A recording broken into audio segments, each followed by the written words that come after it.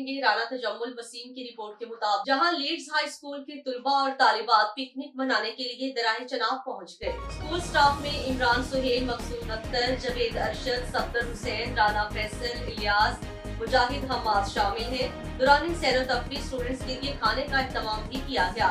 Students ने सैर तफरी को अच्छा इक़दाम करार दिया और खूब इंजॉय किया।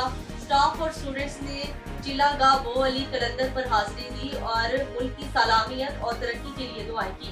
इस मौका पर इमरान सुहेल और दीगर उस्ताद कराम ने मीडिया से गुफ्तगू करते हुए कहा है, हमारे स्कूल की 10वीं क्लास के एहसास में हम पार्टी देते हैं, इस वजह से सालाना पिकनिक मनाने दरियाए चनाब पर आते हैं। चिलागाह पर हाजिरी भी हो जाती है। चनियोट के पास काफी विरसा पहाड़ और दरिया है, जिसने चनियोट की खूबसूरती को दोबारा रखा हुआ है। आखिर में स्कूल स्टाफ इमरान ने चनियोट में वेलकम करने पर नुमाइंदा MP news channel Rana Tajammul Waseem का शुक्रिया अदा किया। और यहाँ से हम लोग जो है इसको पिकनिक कहते हैं, चनियोट हर साल आते हैं और साल में हम जितने भी टूर करते हैं उसमें हम ये उन्होंने हमारे इस अदारे की ये तमाम कवरेज करके हमारी हौसला अफजाई की है। तो